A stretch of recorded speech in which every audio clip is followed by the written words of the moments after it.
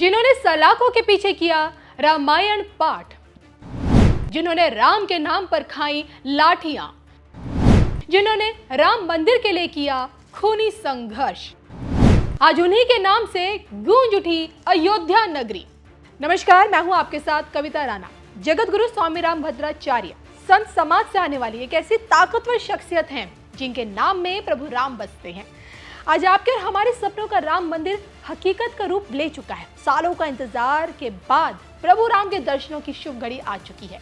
22 जनवरी की तारीख निकाली जा चुकी है। प्रभु राम का 3 मंजिला मंदिर पूरी भव्यता के साथ साकार हो रहा है और ऐसे में मंदिर में राम लला की प्राण प्रतिष्ठा को यादगार बनाने के लिए सरकार भव्य कार्यक्रम का आयोजन भी कर रही है।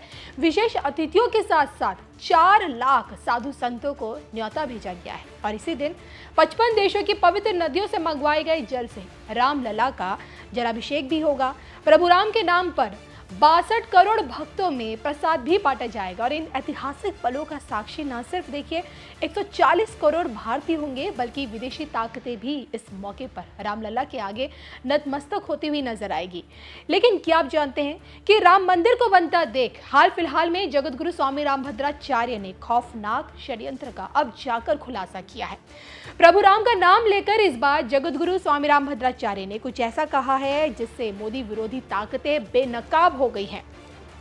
दुनिया इस बात से परिचित है कि जगत गुरु स्वामी रामभद्राचार्य की गवाही के बल पर ही राम मंदिर बनने का रास्ता साफ हुआ। राम मंदिर के खातिर जगत गुरु का संघर्ष अविस्मरणीय है। जी हाँ, इस बात का खुलासा जगत गुरु कई दफा कर चुके हैं कि जिस वक्त राम मंदिर आंदोलन चल रहा था उस वक्त पुलिस ने मेरे हाथ पर लाठी से प्रहार किए। उसका निशान आज भी मेरे हाथों में है और उस दौरान मुझे 8 दिन जेल में रहना पड़ा था। उस वक्त मेरी बहन गीता मुझे घर से बना हुआ खाना जेल में देने आती थी और जेल में रहने के दौरान ही रामायण पाठ किया करता था। राम मंदिर के लिए अपने संघर्ष को याद करते हुए इस बार जगत गुरु ने जिस षड्यंत्र का खुलासा किया उसकी नींव 2019 में तब रखी गई थी जब सर्वोच्च अदालत ने राम मंदिर बनाने का ऐतिहासिक फैसला दिया था। और इसको लेकर जगत गुरु बकायदा ये बात बताते हैं, मुझे चुप कराने के लिए विपक्षी वकीलों को $45,000 विदेश से दिए गए थे और जिस वक्त कोर्ट में सुनवाई चल रही थी उस वक्त विपक्षी वकीलों ने मुझ पर काफी सवाल दागे, लेकिन मैंने उनके सभी सवालों का बेबाकी से जवाब दिया।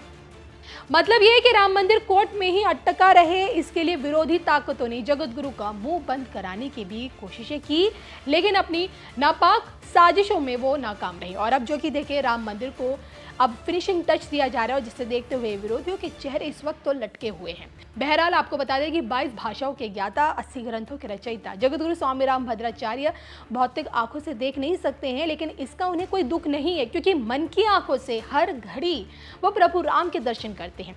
एक चैनल को दिए इंटरव्यू में वो ये बोल चुके हैं, मैंने तो भगवान राम को देखा है। एक घटना बताता हूँ, कोई असत्य ना समझे, मैं झूठ नहीं बोलता हूँ। उत्तर प्रदेश के उन्नाव में मेरी कथा थी, तब टेंट में रहना पड़ता था। सुबह के समय सभी साथी काम में व्यस्त थे और तभी मैं लघुशंका को जाते हुए रास्ता भूल गया। वहां मैंने देखा कि 3 साल का बच्चा मुझे हाथ पकड़कर बाथरूम में ले गया और क्रिया संपन्न होने के बाद मुझे वापस लेकर आया। मैंने उसे पकड़ना चाहा तो वो पकड़ में नहीं आया और आज भी मैं उस राजाधिराज राम के चरणों में झुकना और उन्हें दुलारना चाहता हूँ। वैसे राम भक्त स्वामी रामभद्राचार्य पीएम मोदी के पुनः सत्ता में आने की भविष्यवाणी भी कई दफा कर चुके हैं, लेकिन क्या आपको भी ऐसा लगता है? कमेंट करके बताइएगा जरूर। स्वरचित श्लोक से ही मंगलाचरण कर रहा हूं। आप जिस छंद में कहें मोदी जी उसी छंद में श्लोक तत्काल में बनाऊं। मैं आपका मित्र हूं, ये भगवान ने सामर्थ्य दिया। 1 घंटे में आज भी मैं 100 श्लोक बना पाता हूं, 1 घंटे में। मंदाकिनी पयः पूर सिक्त पादाम्बुजाय च नमः सीताभिरामाय चित्रकूट विहारिणे। श्री सीतानाथ समारंभाम श्री रामानंदार्य मध्यमाम अस्मदाचार्य पर्यंताम वंदे श्री गुरु परंपराम। श्री राम जय राम जय जय राम। मेरे 2 मित्र हैं, सांसारिक दृष्टि में लोक में मेरे मित्र हैं नरेंद्र भाई मोदी। ये कोई चाटुकारिता नहीं।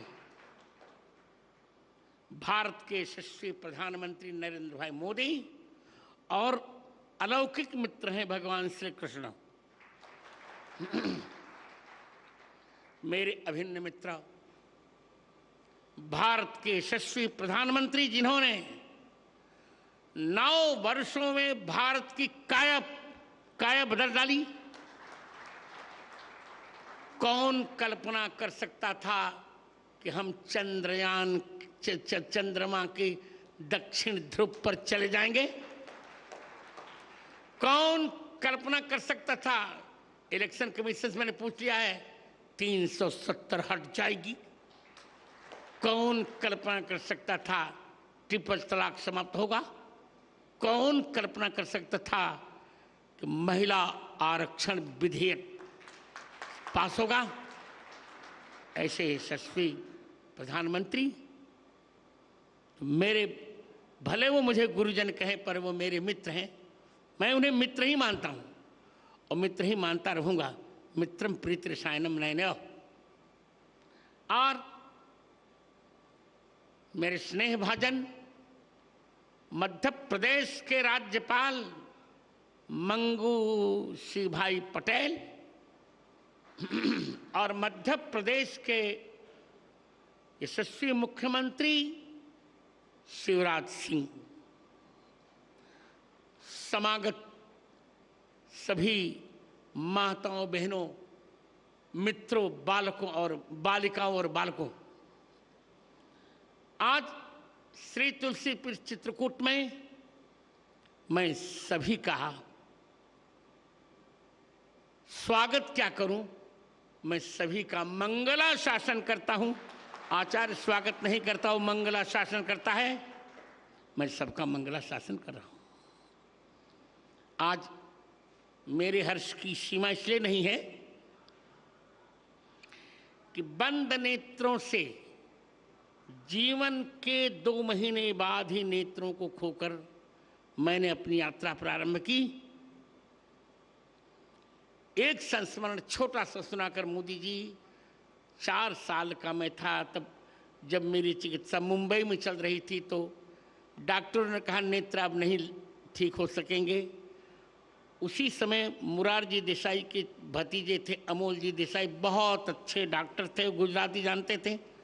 उन्होंने कहा मुझसे मेरा पहला नाम लेकर, गिरिधर उदास मत हो, तुमको 2 नेत्र मिल जाएंगे। कौन से?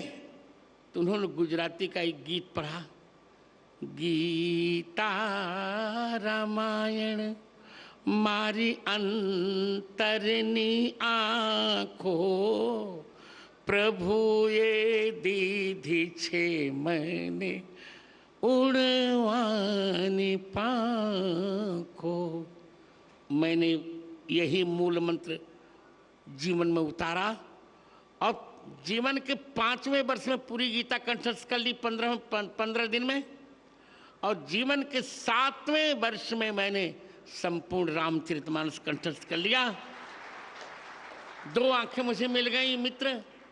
कभी भी मैंने ब्लाइंड कंसेशन नहीं लिया, कभी भी मैंने ब्लाइंड छात्रवृत्ति भी नहीं ली, क्योंकि मैं अपने को दृष्टि बाधित मानता ही नहीं।